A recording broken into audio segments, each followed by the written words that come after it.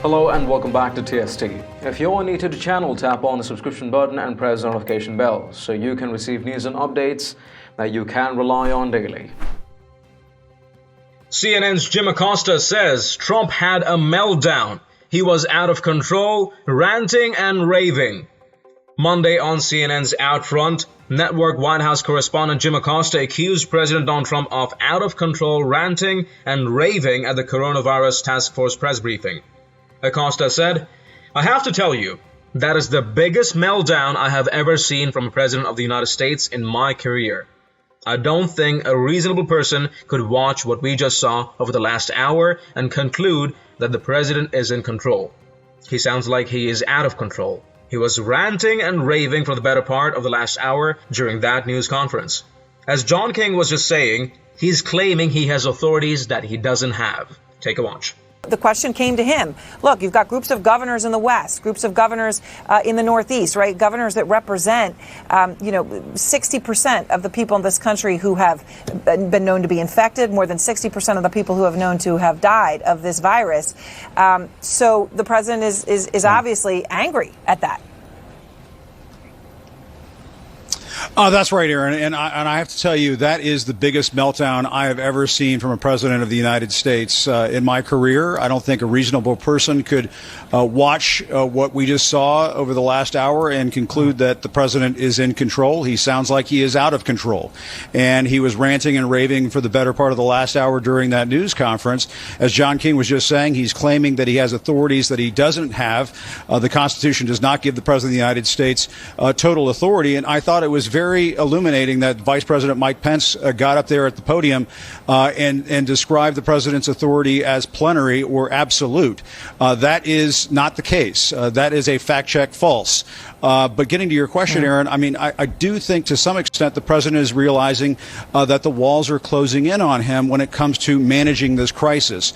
He ignored the severity of this crisis for a couple of months, and now he is trying to seize control over the situation as governors are going off on their own and coming up with their own plans. And one very important thing to keep in mind, Aaron, throughout all of this, and that is one of the most trusted people in America right now, Dr. Anthony Fauci, despite the fact that he had to fall on his sword a little bit during that press briefing, he is talking to these governors individually. He is getting on the phone with these governors periodically from time to time and helping them formulate these reopening plans of their own. And so to some extent, top public health officials and governors are working around the president for precisely the reason that we just saw unfold in front of our very eyes over the last hour, and that is the president doesn't sound like he's in control on multiple levels, Aaron.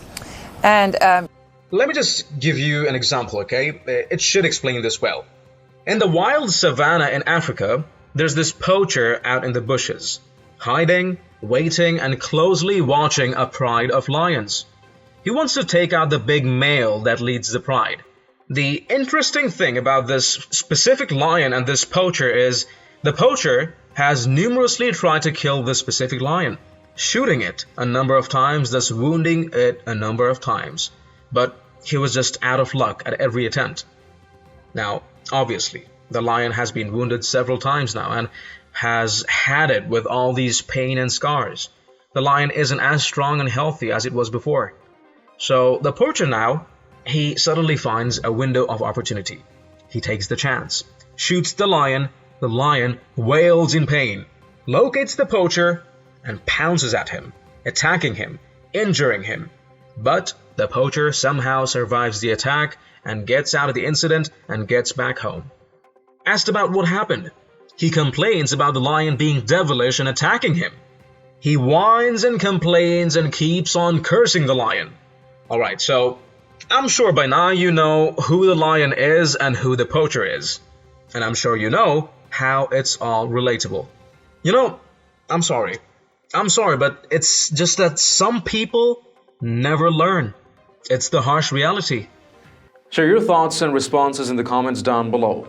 If you've liked this report, let us know by tapping that like button down below, share the news among friends and family, and don't forget to subscribe to our channel. Thank you for watching. Stay tuned for more news and updates on TST. I'm David Ravine, and I'll see you in the next one. Till then, Stay home, stay healthy, and stay safe.